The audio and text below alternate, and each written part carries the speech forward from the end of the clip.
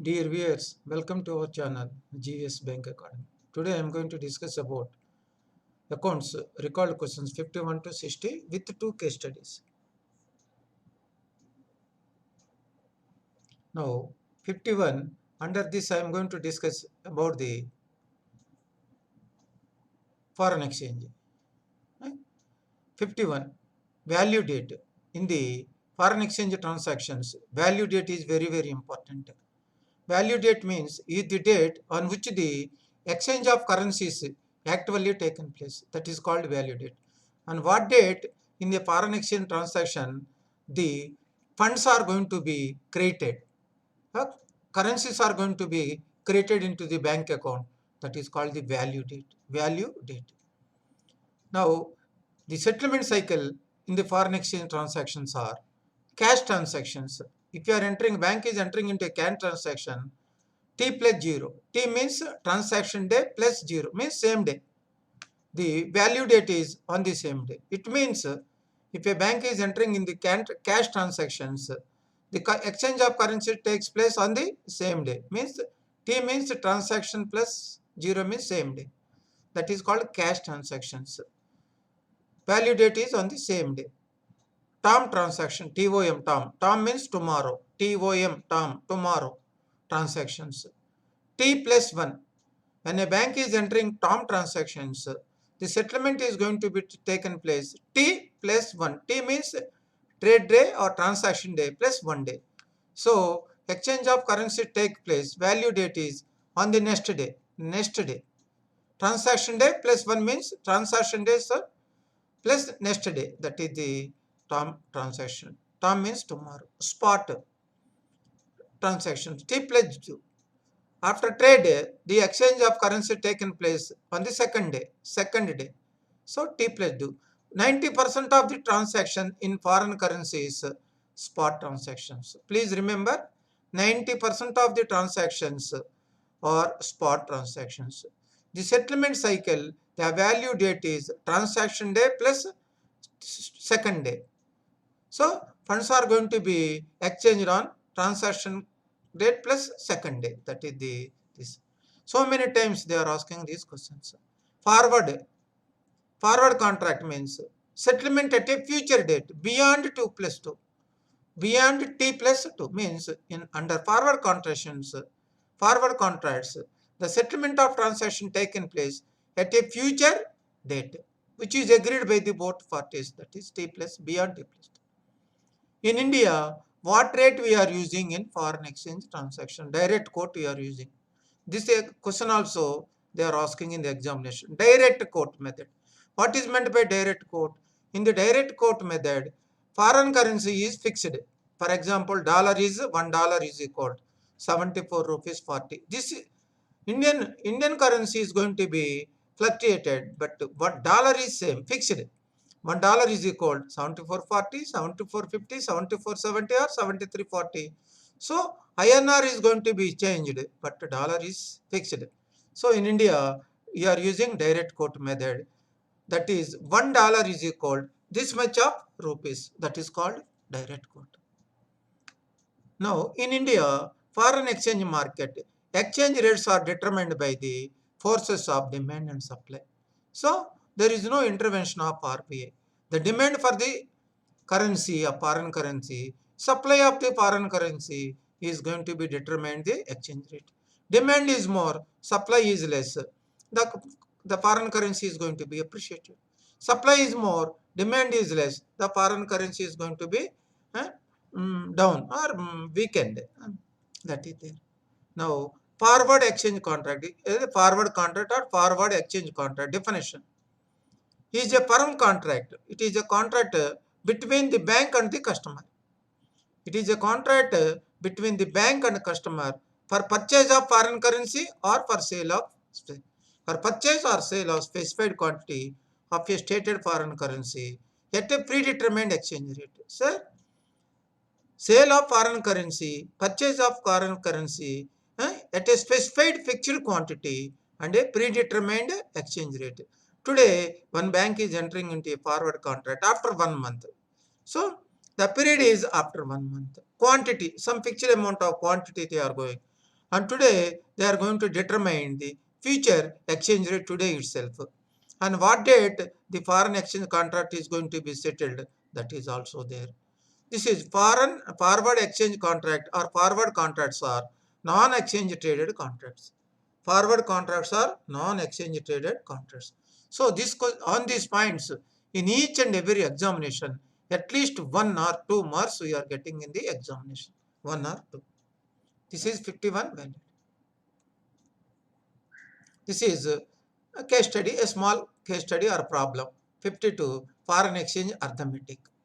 In Mumbai market, $1 is equal to 73 rupees 64 paisa. So in Mumbai smart market, $1 is available at 73.64.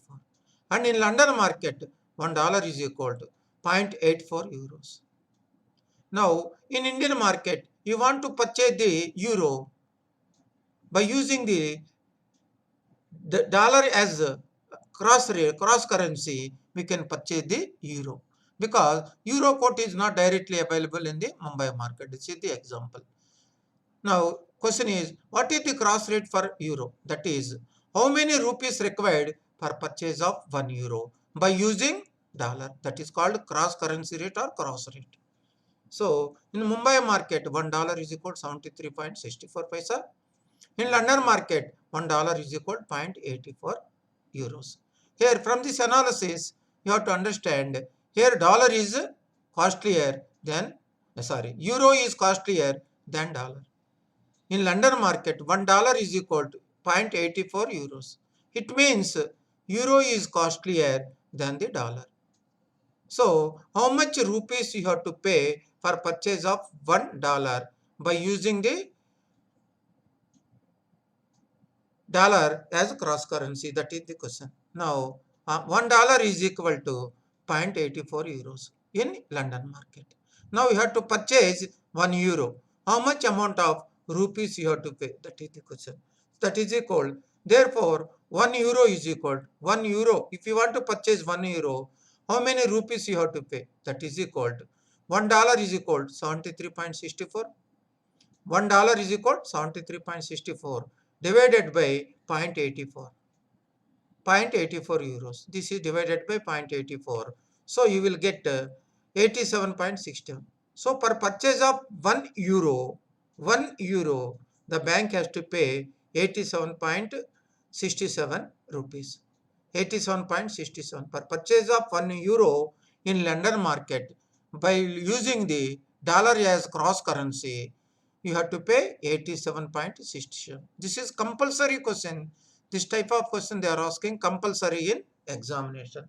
Compulsory question in examination. So here this is a common sense related question. Okay. Now here euro is costlier than dollar. So you have to pay more rupees than 73.64. How many more rupees means 73.64 divided by 0.84. Then you will get 87.67. This is the foreign exchange arithmetic. Compulsory one question. Now this is about bank's publication of accounts. This is also almost a compulsory question. Bank's balance sheet and profit and loss account of the bank prepared in terms of section 29 of the Bank Regulation Act. All banks have to prepare the bank's balance sheet and PLL in compliance with section 29 of the BR Act, and which was signed by the auditor report. Along with the auditor report, it shall be published in a newspapers within 6 months from the date of the period, mean that is within 6 months from the end of the March financial year. Within 6 months, bank has to publish balance sheet in P&L into publication. Where the bank's register office is there, in that place it has to publish. Now it means publication of bank's balance sheet within 6 months from the date of completion of the financial year, that is 31st March, which was signed by the auditor. This is about publication. Then appointment of auditors, that is section number 30, BR Act section number 30. Banks can appoint the auditors with the prior permission of RBI. Banks boards are allowed to appoint the auditors, but they have to take prior permission from RBI while at the time of appointment. Section 31. After completion of the 31st March, banks have to submit the accounts to RBI within 3 months from the end of the period. From the end of the 31st March, within 3 months, that is within 3 months, bank has to submit the balance sheet, P&L, other annexures to RBI within 3 months. Then Section 29, publication of bank accounts within 6 months. Section 30, appointment of auditors with prior permission. Section 31, submission of account to RBI within 3 months from the end of the period. Now, a banking company, a bank need to transfer a minimum of 20% of its profit to statutory reserve. So, after completion of the finalization of bank's profitability, each and every bank had to transfer to statutory reserve. How much? Minimum of 20% of the current year profit to statutory reserve. This is as per BR Act 1949, Section 17. The same questions are useful for preparation of legal and regulation of aspect of banking, principle and practice of banking, and for promotion examination also. That is Section 53. These 4 questions are very, very important. 1 or 2 questions definitely you will get in the examination. 54. Bank's balance sheet schedule number. Bank's balance sheet schedule number 12. That is for contingent liabilities. The same question was asked in December 20 also. Bank's balance sheet schedule number 12 is what is meant by contingent liability. This you have to know. Same type of question they had asked. Claims against the bank. There are claims against the bank which was not acknowledged by the bank. That was not, the claims was not acknowledged as debt, as borrowing, it was not acknowledged. That's why it is a contingent liability. What is meant by contingent liability? The liability may crystallize, may not crystallize against the bank. That is called contingent liability for partly paid investments. If any bank has invested in partly paid investment instrument, that the remaining liability we have to show as contingent liability. That is there. Then liability against forward outstanding contract means forward contracts, derivative contracts. All outstanding derivatives, forward contracts outstanding as on the balance sheet date, it comes under contingent liabilities. Liability means outstanding amount against forward outstanding contracts means derivative contracts. Guarantee given on behalf of borrowers. So whatever the bank given by the guarantees on behalf of customers, that the amount is shown as contingent liability because sometimes the guarantee may be crystallized. That's why that is. Acceptance, endorsement and other. Sometimes on behalf of other parties, bank is accepting. On behalf of other parties, bank is endorsing. So through this acceptance endorsements, in future, have been applied. The crystallization may, acceptance endorsement may crystallize. So other items. These are the things 54, bank's balance sheet schedule number 12. So without knowing these 5 items, 6 items, we cannot answer this question. Last time, confusing question they had given this. Sometimes they are asking, following or which of the following is not a contingent liability. Not a contingent liability means first you have to know what are the contingent liabilities as per bank balance sheet schedule number 12. So first you have to, clear understanding is required. 55, relationship with the company. You will see what question they are asking. Equity shareholder. What is the relationship between equity shareholder with the company? Shareholder with the company. What is the relationship? Shareholders are the owners in the company. Shareholders, equity shareholders are the owners in the company. They are allowed to participate in the management of the company by using their voting rights. So shareholders are owners and they are having voting rights. They will participate in the company's management through various meetings, shareholders meetings. That is called equity shareholder. Preference shareholder. The preference shareholders having preference right in getting fixed coupon or fixed dividend every year before declaration of dividend to equity shareholders. In the name itself, the shareholders are having preference. Preference shareholders are not having voting rights. Preference shareholders are not having voting rights. At the time of liquidation of the company, At the time of liquidation, the preference shareholders will get preference, will get priority against the equity shareholders if any payments are made from the liquidation of the liquidation estate. So preference shareholders are having priority claim at the time of liquidation in the liquidation amount. That is it. Now bondholders or debenture holders. This question they are asked in December 2020. What is this? Bondholders or debenture holders are lenders to the company. So they are lending their fund to the company. So company is borrowing and these bondholders or debenture holders are lending to the company, number one. The bondholders, debenture holders are not having voting rights. Since they are not having voting rights, they cannot participate in the meeting. That is it. Now, one more question they are asking, whether issue of debenture, issue of bonds can increase the net worth of the company? No. Increase of bonds, issue of debentures can increase the net worth of the company? No, because this is a borrowing. And issue of equity shares can increase the net worth of the company. Issue of equity shares, fresh equity shares or right equity shares definitely can increase the net worth of the company. This type of twisted questions in the examination 55. Now 56 sinking fund. देख लीजिए, please see, several times they are asking this question. Several times, so almost each and every exam, this question is compulsory, almost. Now, what is meant by sinking fund? Every year, the company is creating some fund to purchase, this is the objective of creation of sinking fund. Why? Every year, some amount is going to be created in the form of sinking fund by the company. For what purpose? Answer is to pay to debentures. Means at the time of maturity, this amount is going to use for repayment of debentures. To repayment of or to redeem bonds, issued bonds. To replace worn out equipment. So earlier they had purchased one equipment. Now that is outdated. So to replace that worn out equipment, they will create sinking fund.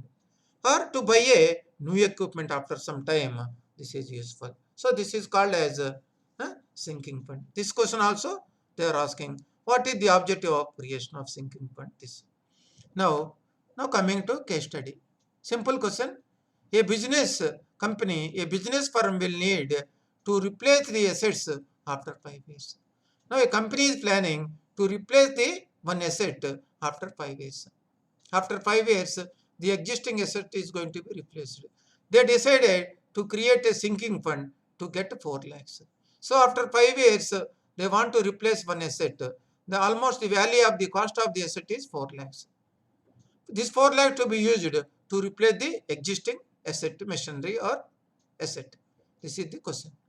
Now at the time, the market interest rate is 12%. Whatever the company is creating sinking fund, they are getting 12% per annum. How much they will be required to invest the fund annually? So after getting 4 lakhs, after getting 4 lakhs after 5 years, how much they have to invest every year at the rate of 12% per annum? That is the question. So how many after 5 years? This is one point. How much they required? 4 lakhs after 5 years. What is the rate of interest per annum? 12%. This is the question. Now what we have to calculate? Every year, how much they will require to invest in the funds annually. Now formula is F, future value required is 4 lakhs. 4 lakhs. F is equal to future value 4 lakhs is required. What is the R? Rate of interest 12%, 0.12. 12% means 0.12. 4 lakhs into 0.12 divided by 1 plus R. 1 plus R means rate of interest. 1 plus 0.12. 1 plus 0.12. Power of N. N means 5 years. N means 5 years. N means 5 years. Minus 1 plus R power of 5 minus 1. In this case, 1 plus 0.12 power of 5 minus 1. Now, first you will solve the numerator. 4 lakhs into 0.12.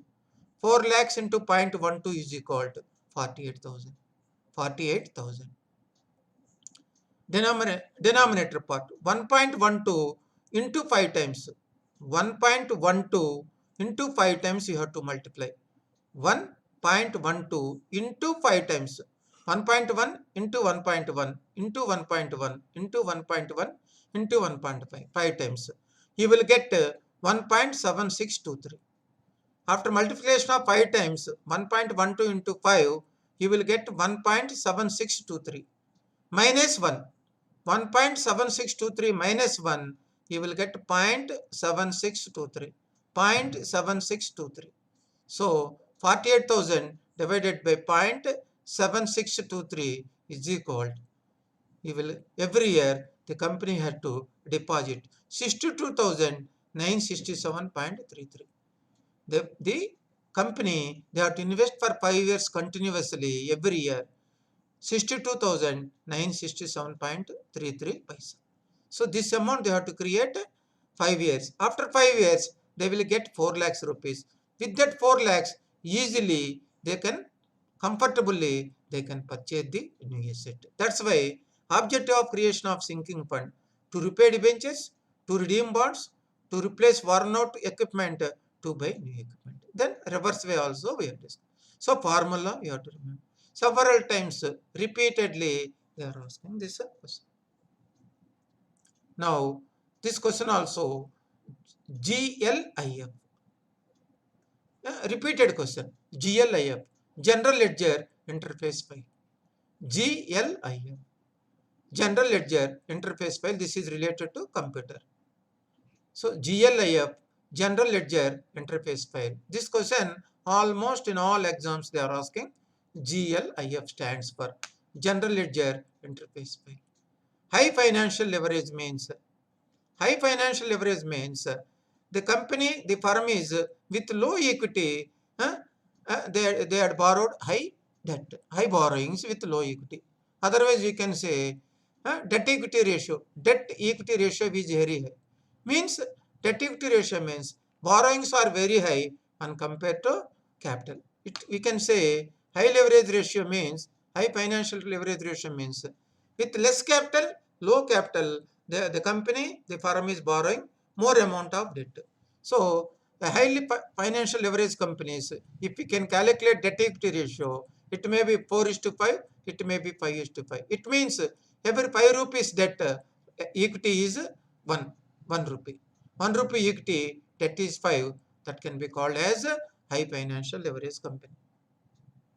Objectives of PMLA, Prevention of Money Laundering Act 2002. This is important for principle and practice of banking. This is also important for legal and regulatory aspect of banking. Also useful for promotional examinations. What is the objective of PMLA? To prevent and control money laundering. So it had to stop, prevent the money laundering and control the money laundering activities, number 1. Number 2, whatever any party through money laundering procure some asset, that assets are going to be confiscated and seized by the property obtained from the money laundering. So the money laundering objective is, if anybody purchased the asset through money laundering funds, that is going to be confiscated, seized by the money laundering authorities.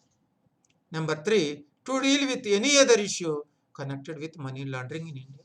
So these are the 3 important main objects of PMLA: to prevent and control money laundering, to confiscate and seize the property obtained from the money laundering funds, to deal with any other issues connected with money laundering.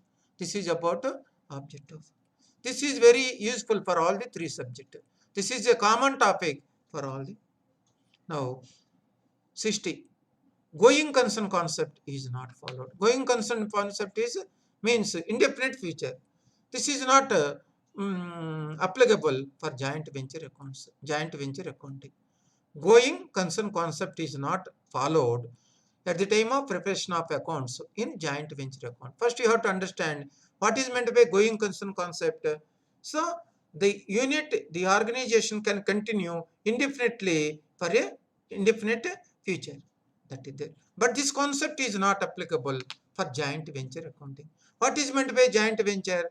joint venture formed by two companies, two individuals, two organizations for a specific purpose. After completion of that specific purpose work objective, the joint venture is going to be closed. That's why going concern concept is not followed. The going concern concept is one of the fundamental accounting concept which was defined under accounting standard 1. This is the question number 60. Thank you very much, viewers, for giving support, for watching our YouTube channel regularly. Thank you very much for your support.